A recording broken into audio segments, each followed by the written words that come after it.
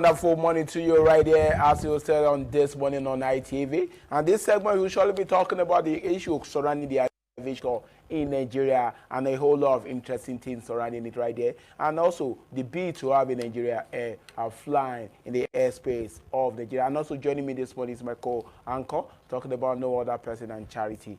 Charity, wonderful morning to you. Tolu, good morning. We're here again discussing national issues.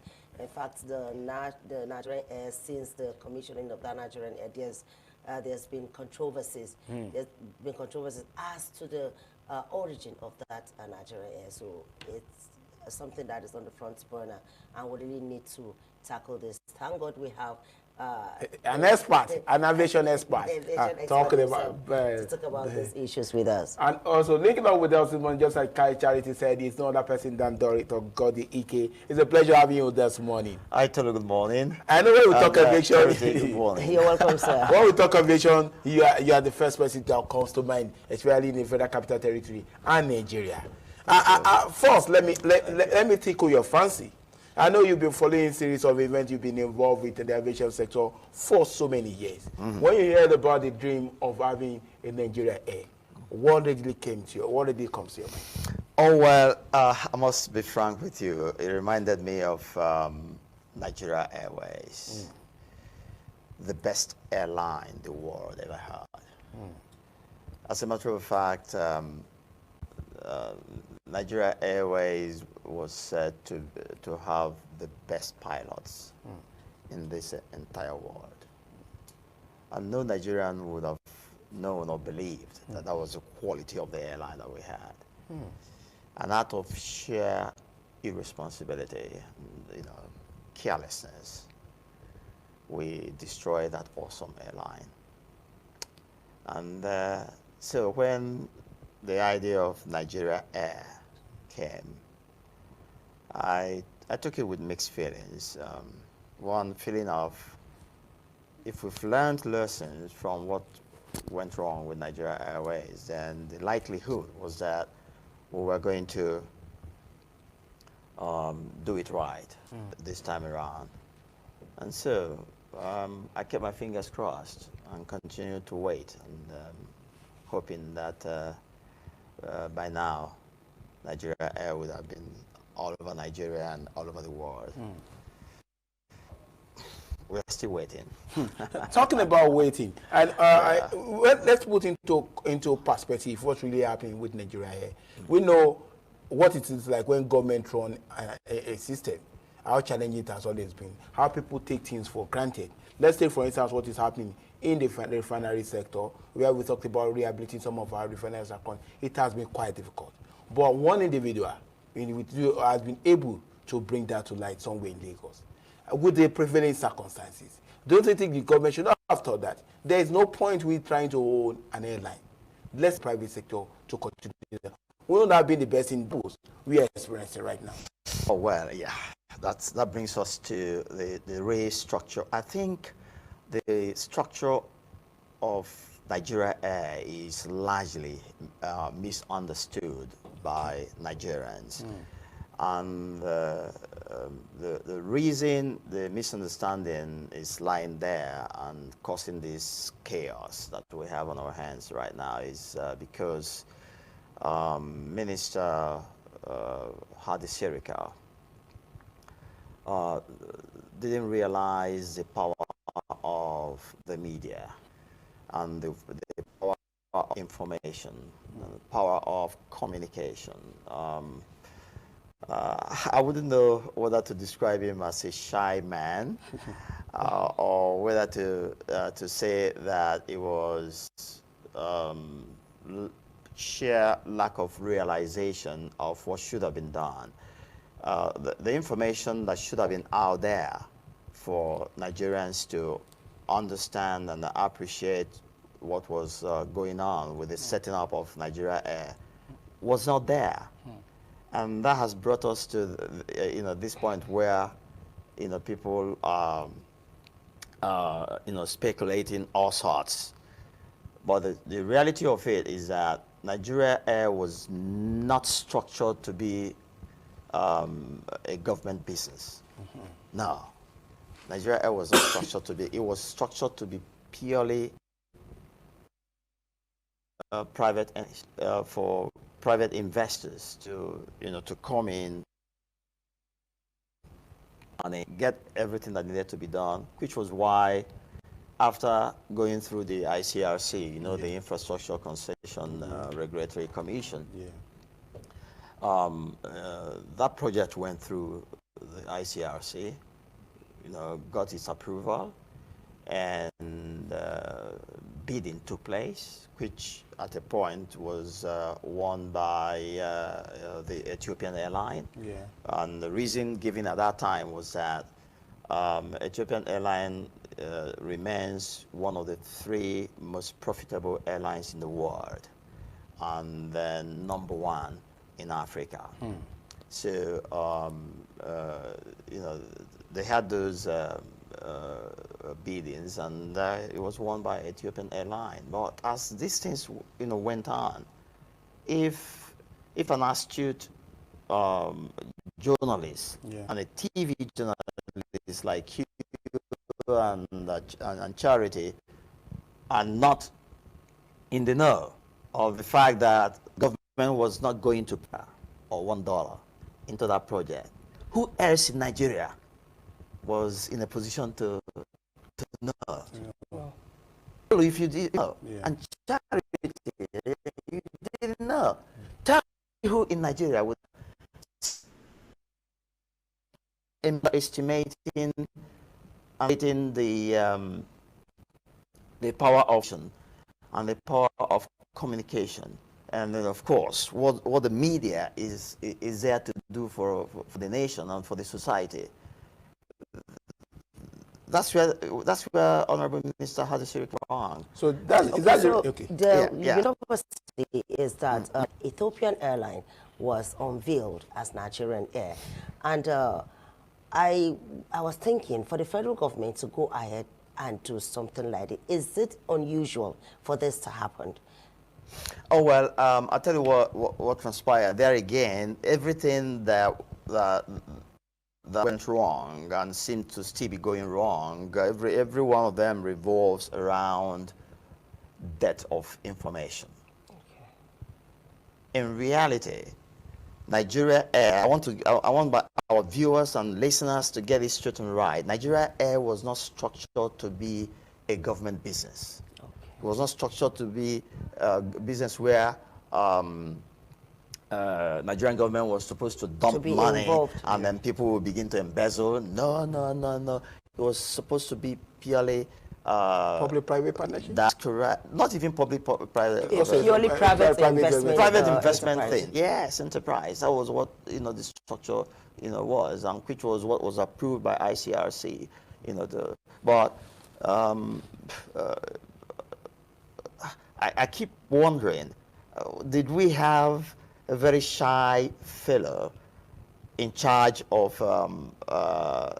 the aviation sector? I mean, I'm talking about the immediate past minister, Hadisiri, who I've had once or twice been on air on NTA with him for over an hour and a half, discussing aviation activities and stuff. And then we need, along the line, we needed to meet and discuss a few other things, but he scarcely had time.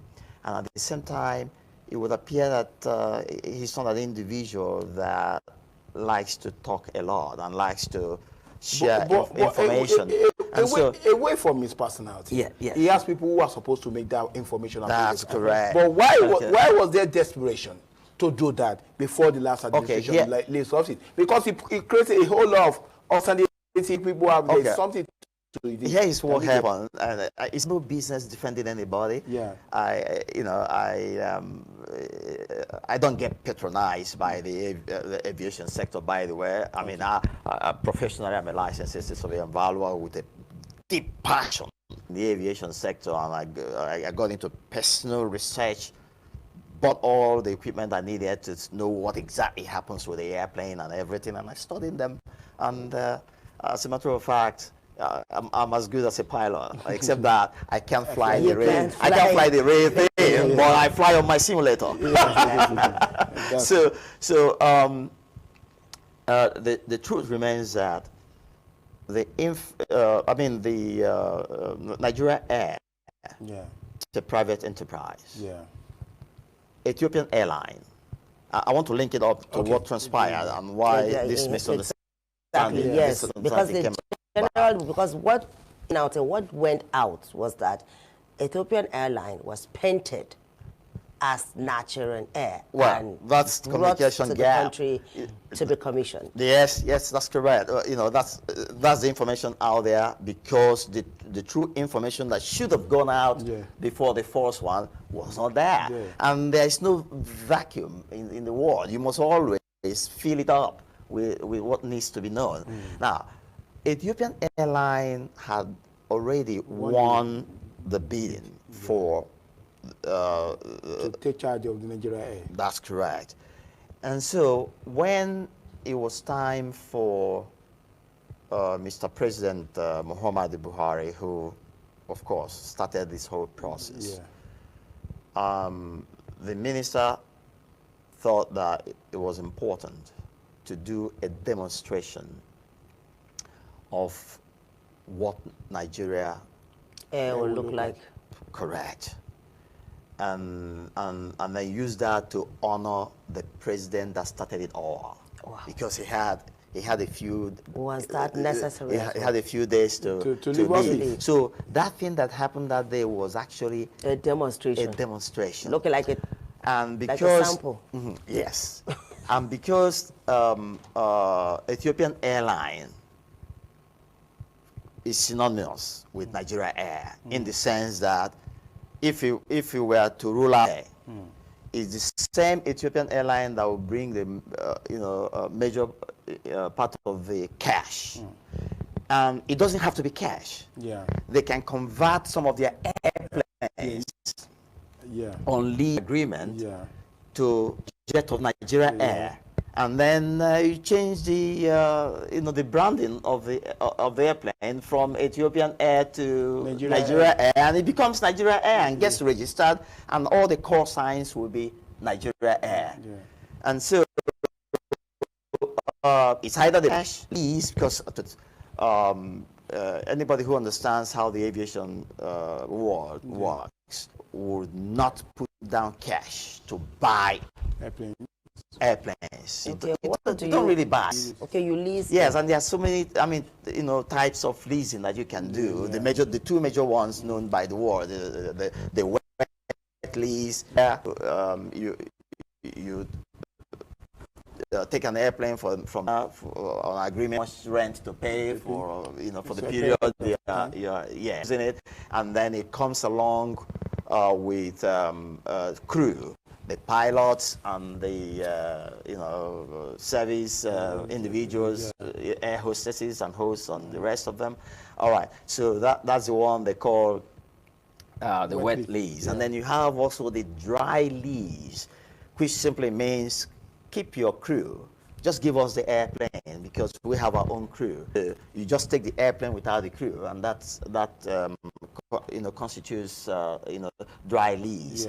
That's all that makes sense with the aviation business, because going to dump millions of dollars to pick up a brand new airplane and come and run, very honestly, does not make any sense. So if Ethiopian airline were to come now and say, okay, everything is set, let's commence Nigeria Air, the likelihood would be that they wouldn't dole out all the cash required.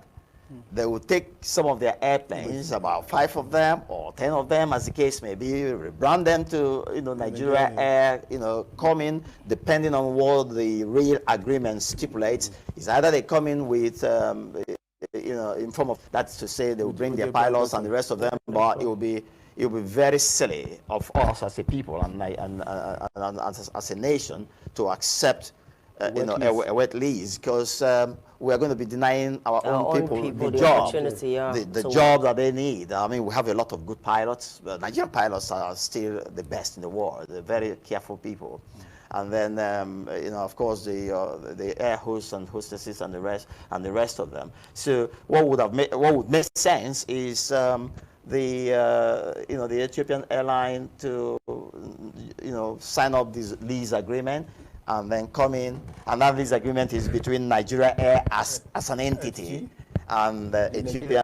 Yes. Okay, what you say, except for the fact that the information was not out there, but there was nothing wrong in painting Ethiopian airline as Nigerian airline. That's the summary of what I'm trying to let my viewers understand. There was absolutely nothing wrong because the Ethiopian airline had already won the bidding to be the majority shareholder and run Nigeria Air. Yeah. And as a matter of fact, anytime the airline is going to be taken off fully as Nigeria Air, it's most probably going to be the same Ethiopian airline planes that will be rebranded into Nigeria Air, and they come in here, sit here, and run as Nigeria Air, run all over the world. And that brings me to my earlier question. Yes. Why so much hurry? Because along the line, with all this information coming out there now, a lot of criticisms here and there. It has also brought to the fore that the infrastructure license has not been given to Nigeria, because for you to be able to get that infrastructure license, you need to have up to 3 planes that you can prove that you're ready to fly. That's right. Those things have not been made. Why are we so much in a hurry to do demonstration when we know that the basic rules and the basic things have not been done? It's a big error. I must admit that. That's quite a big error. There again is a problem of miscommunication or lack of communication entirely. Honorable Minister Hadi Serika is being, battered at the moment, by people who information about what really transpired and who have no information that $1 of Nigerian government money is not in that project, at the moment. Yeah. And so the story out there is, billions of naira have been spent, or billions of dollars have been spent, and Nigerian money is being frittered away, and nobody knows what's going on, and all that stuff. Is because that information vacuum was, created unnecessarily. The media department of the aviation ministry should have been extracting information from Honorable Minister Hadi Serika and pushing out ahead of time. And even when they wanted to do that demonstration that they did, the truth, excuse me, the truth of what was going on or what was going to go on should have been told Nigerians, and then a few people would have said, we don't need that demonstration. We need the airline to get started. Exactly. And maybe they don't want that. They don't want people to criticize them. All right, being an aviation expert. Yes. Okay, now that we've had the demonstration, give or take, how long do you think it's going to take Nigeria to kickstart, as in the real thing, to come into being? It's difficult to answer that question. Reason is that if an individual that has spent so much time, so much energy, and with all humility, money, to research on aviation matters and put them out there, both on YouTube and wherever you can find information around the world, for Nigeria, free of charge. The government of Nigeria is not paying me for what I'm doing for them, for the aviation sector. They should consult you. Yeah. So, haven't done, all that. You would expect that. That's answering your question concerning, the time frame. The time frame.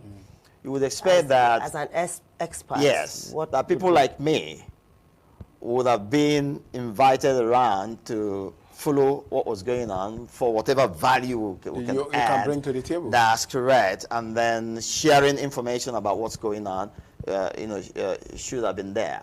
But unfortunately, anything I say here concerning the timing will be speculative. Okay. And I don't want to speculate. Okay. Because I am not at the moment aware of the schedule of events and what kind of licenses and approvals that they have already received. Okay. Well, let's just take it on the face value for a period of time.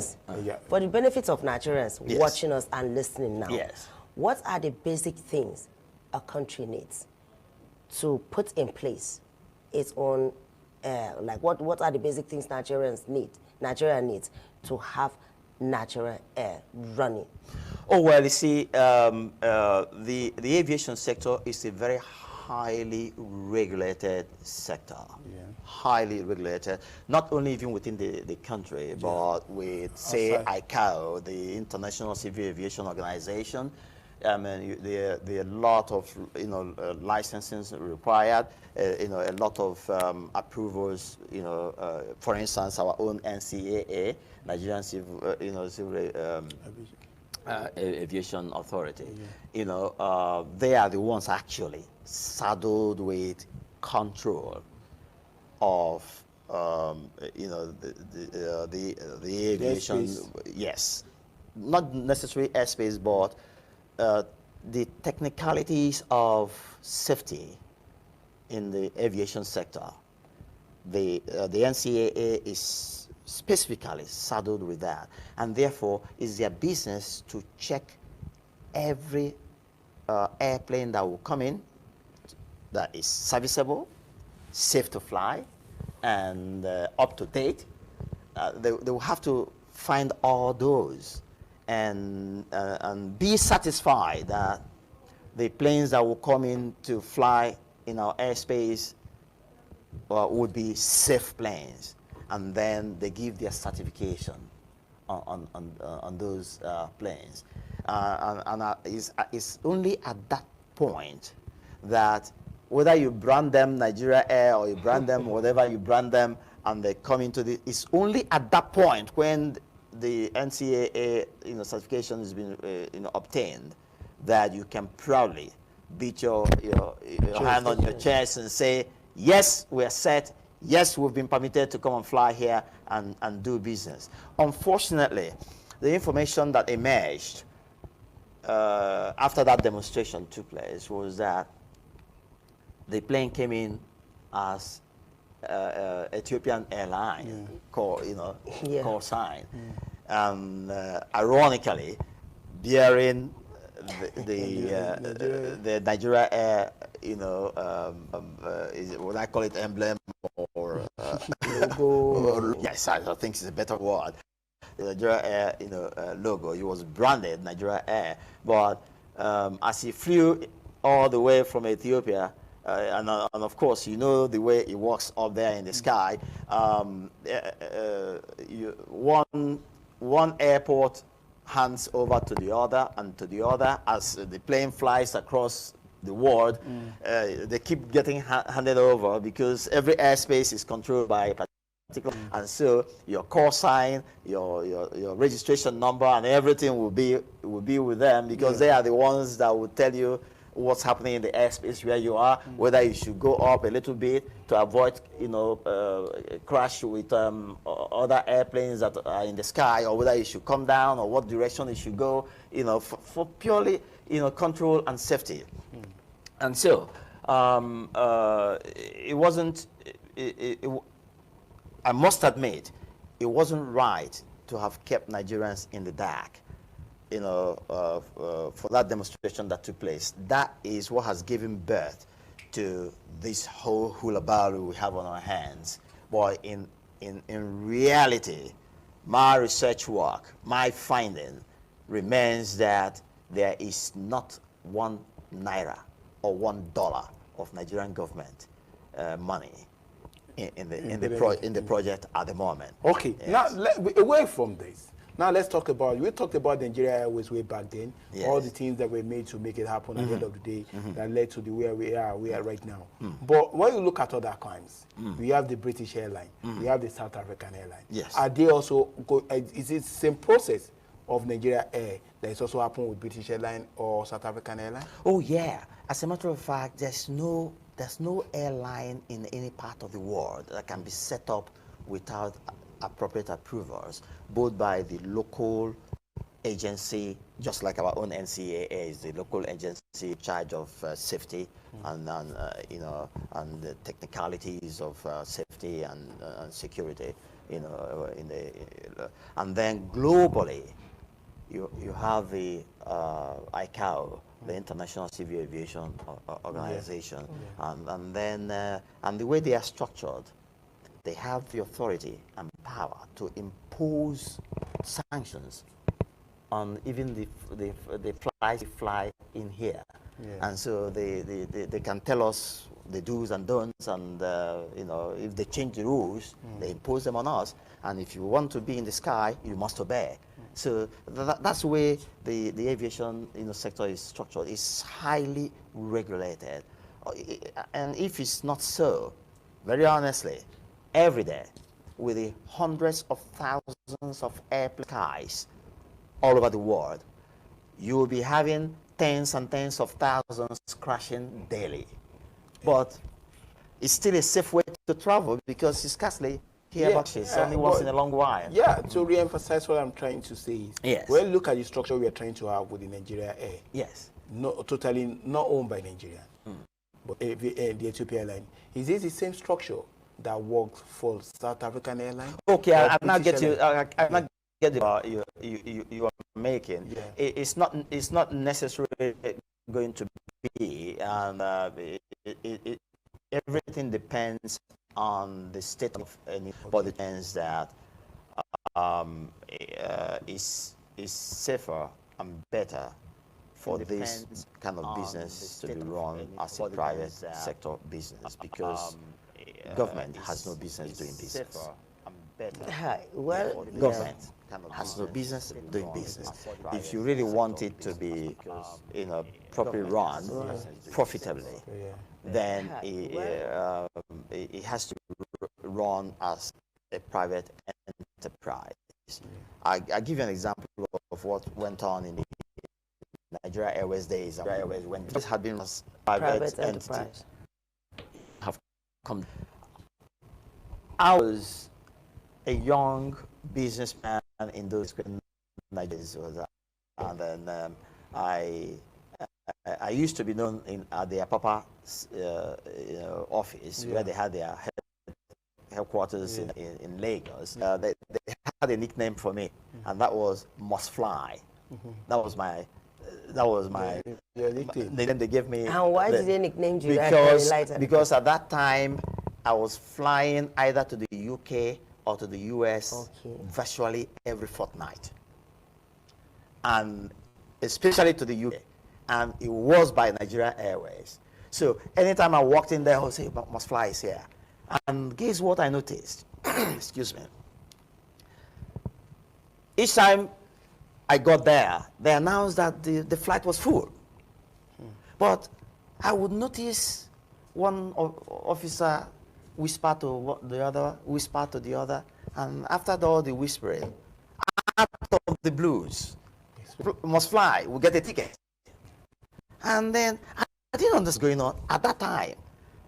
It was later when I began to research on what went wrong with Nigeria Air that I realized that each time a flight was due to go to Heathrow Airport, you know, from Ikeja, half of this were already occupied staff of Nigeria Air had their tickets, free tickets, free, with which they went to buy things that they sold in Balogu market. You know all those clothing and shoes and all those stuff.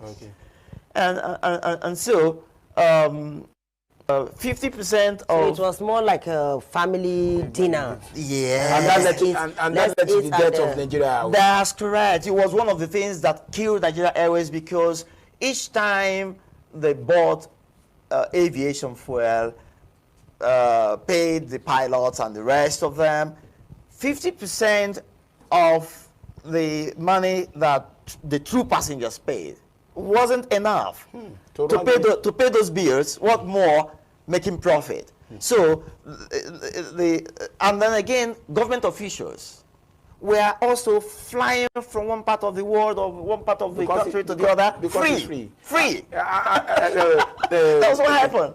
Okay, I'm Yes. a big thank you to you for joining us this morning. Yes. For being able to educate the man right there. And also we also have a wrong perception about the whole thing right there. And also the need why there shouldn't have been any hurry to do this at all cost right there.